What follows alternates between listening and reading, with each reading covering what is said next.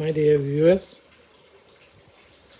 నేను ఎన్ఆర్ఐ మరి ఒకసారి మీ ముందుకు వచ్చాను. అంత గత ఎలక్షన్స్ ముందు 2 వీడియోలు చేశాను.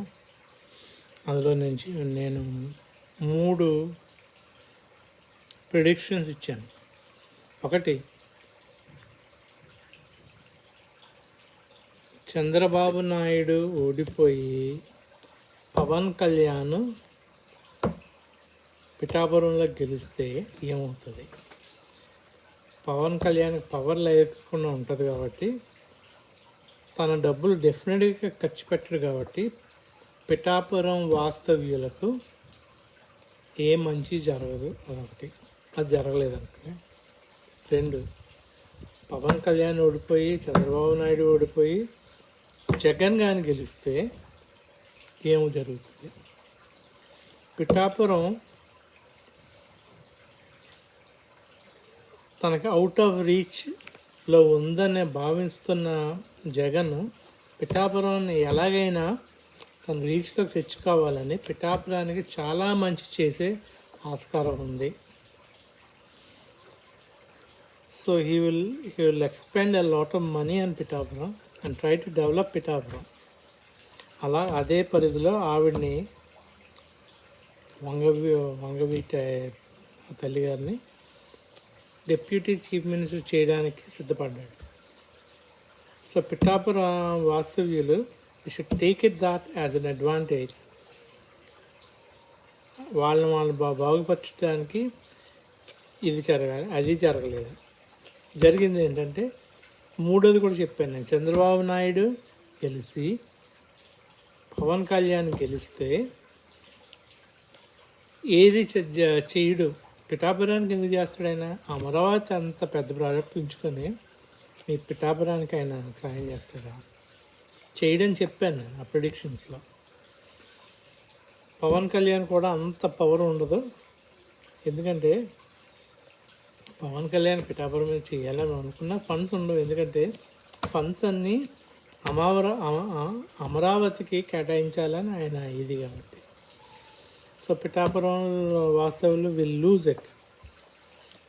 ఆప్షన్స్ 1, 2లో దే విల్ లూజ్ ఇట్ అని చెప్పాను. అలాగే జరిగింది. అక్కడ ఈ వరదల టైంలో పిఠాపురానికి పెద్ద సాయం అందలేదు.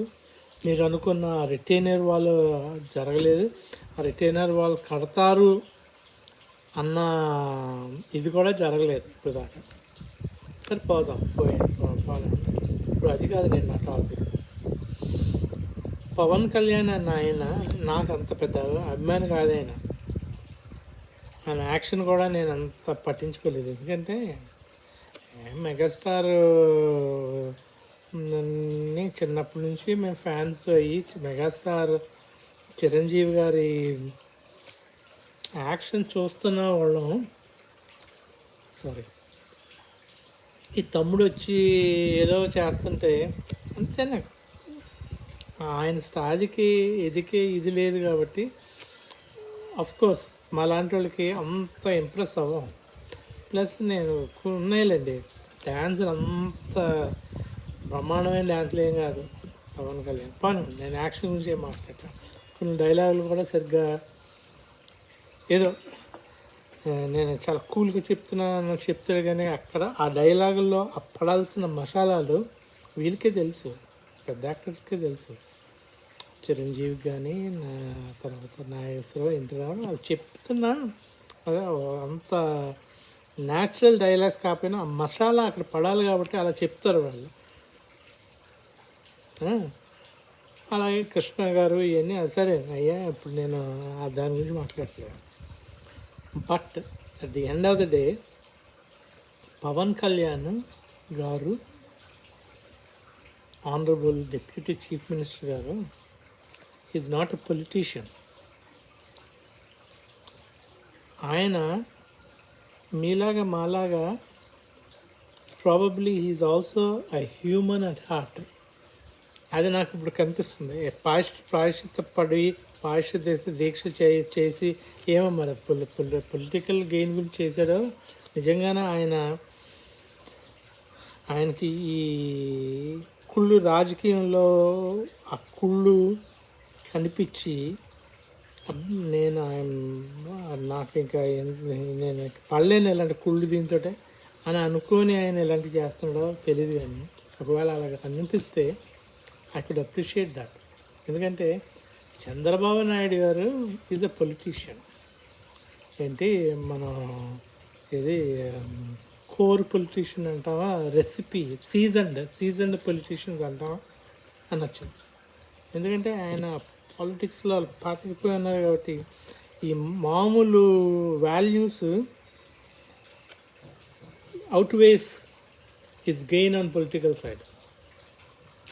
సొంత మాంగారిని నేను ఎలా చేయగలనా అన్న తలంపు కంటే నేను చీఫ్ మినిస్టర్ అవడంలో ఉన్న గెయిన్ ఏంటి, లేదా నేను చీఫ్ మినిస్టర్ అయితే ఈ మాంగారు కంటే నేను ఎక్కువ రాష్ట్రానికి మేలు చేయగలను అన్న తలంపుతోటి సొంత మాంగారికే ద్రోహం చేయాలన్న ఆయనకి అంత ఇది కాదు. అర్థమవుతుంది నేను చెప్తున్నాను. ఆయన ప్రాబబ్లీ చంద్రబాబు నాయుడు గారు చేసింది ఆ టైంలో కొంతమంది మంచి అనిపించవచ్చు, ఎందుకంటే ఈయన పాడు చేస్తున్నాడు దేశాన్ని. కానీ అది అదర్ సైడ్ సొంత మాంగారు నన్ను తీసుకొచ్చిన మాంగారు ఈయనకి నేను చేయగలనా ఇలాంటి ద్రోహం అన్న తలంపు కంటే ఒకటి నేను చీఫ్ మినిస్టర్ అవుతానన్న ఒక సెల్ఫిష్ నేచరు, లేదా ఈయన పాడు చేస్తున్నాడు కాబట్టి నేను తీసుకొని చేయాలి అన్నది outweighs his personal emotional feelings about his own father in law. నాకు ఇంత చేశాడు ఈయనకి ద్రోహం చేయగలనా అన్న దాని మీద అవుట్వే చేస్తే probably a politician will look at this. But Pawan Kalyan అలా కాదు. ఆయన మన దాని పొలిటీషియన్ ఏం కాదు. ఆయన ఈజ్ అన్ కామన్ మీలాంటి మాలాంటి మనిషి ఆయన. సో ఆయన ఇది చూసినప్పుడు ప్రాయశ్చిత్త పడ్డాడు. ఆయన ఏంటిది అన్నది. నేను ఇప్పుడు ఒకటే ప్రశ్న అడుగుతున్నాను పవన్ కళ్యాణ్ గారు. I'm waiting for this. మీరు ఎప్పుడు రియలైజ్ అవుతారు ఈ డర్టీ పాలిటిక్స్ డర్టీ. ఈ చంద్రబాబు నాయుడు గారు చేస్తున్న politics they could be sometimes dirty.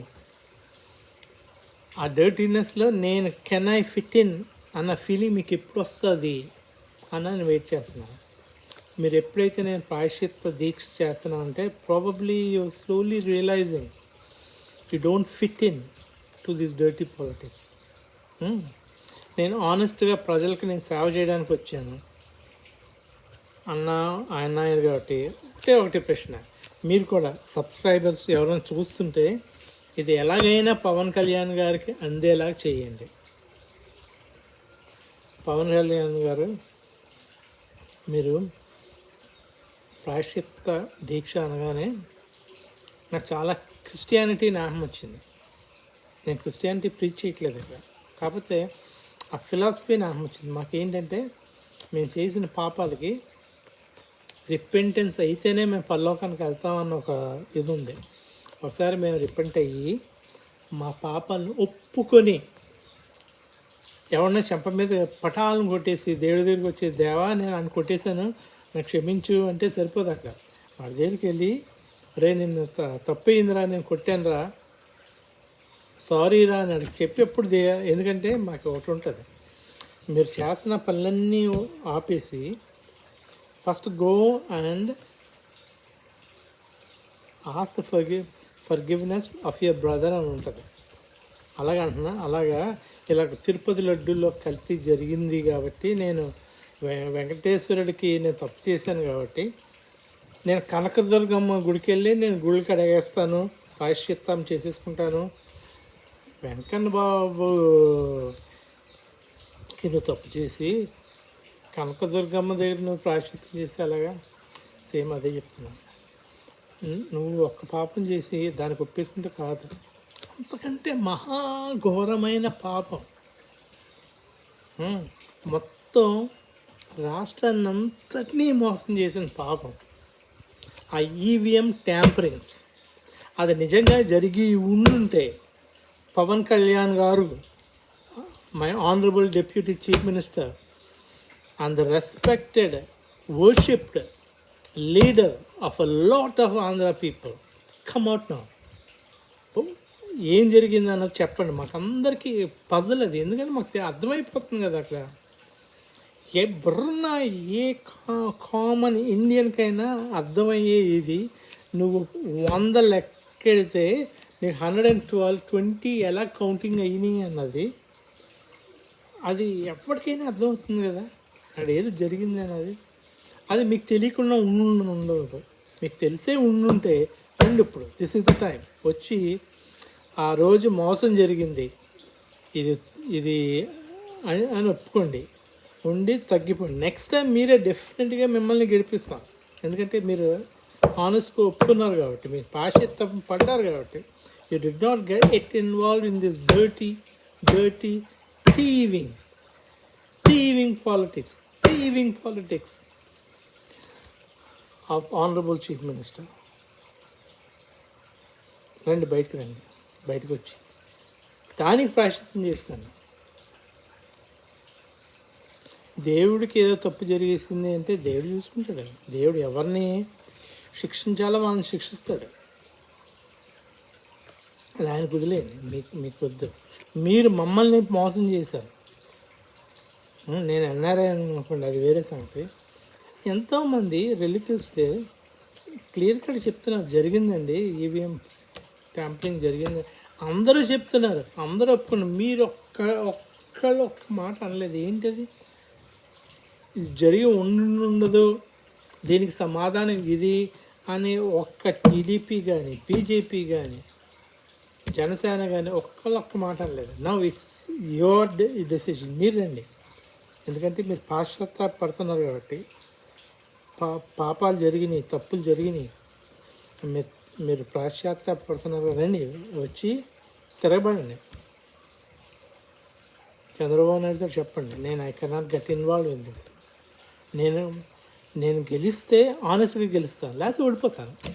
ఓడిపోయి నేను ప్రజలకి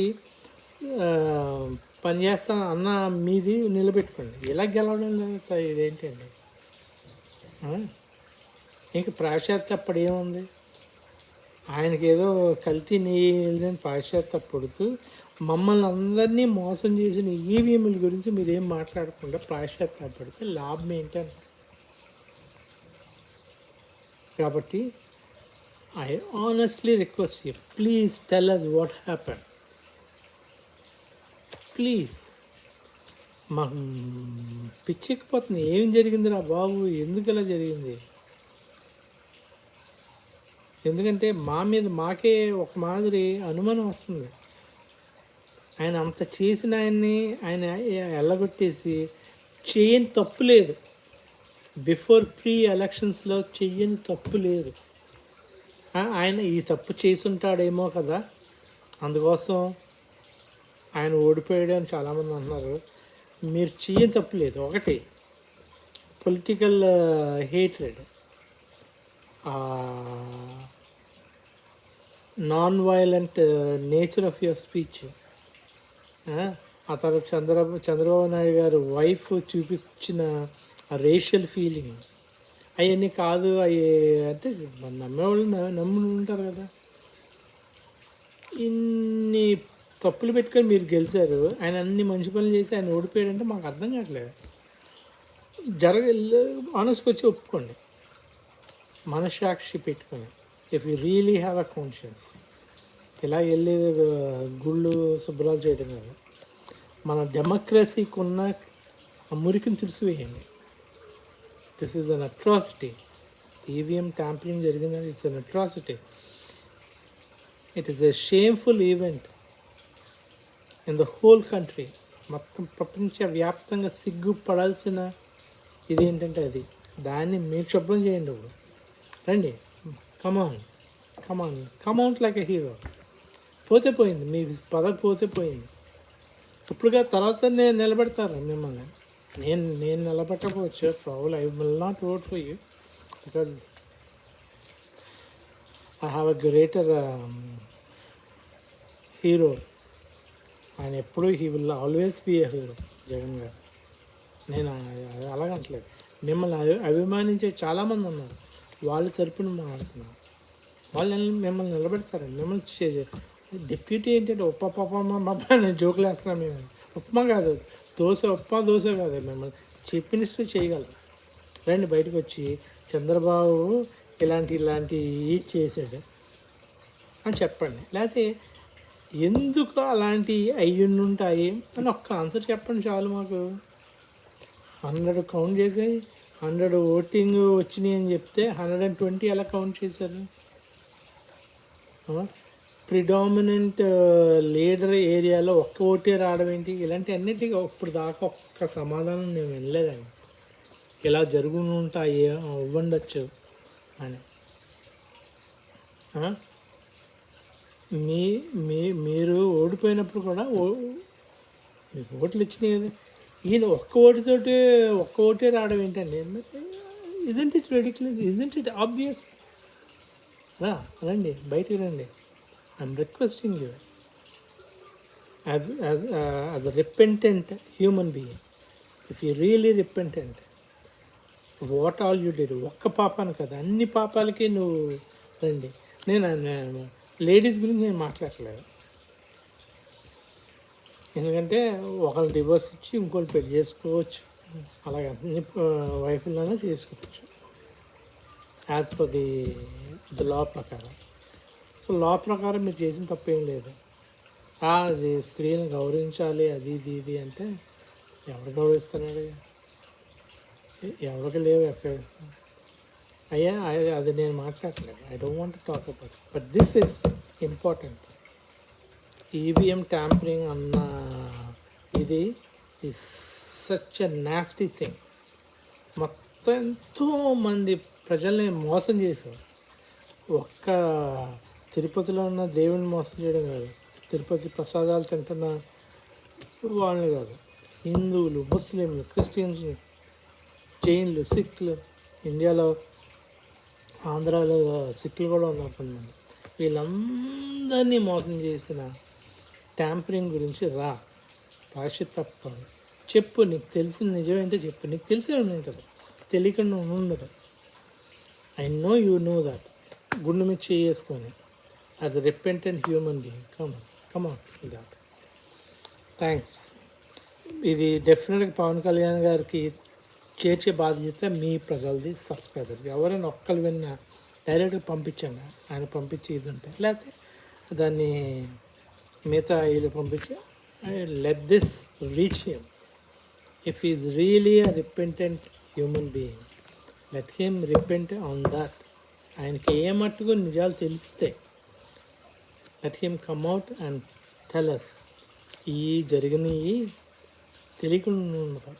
అంత అమాయకులు ఏమీ కాదు. Thank you.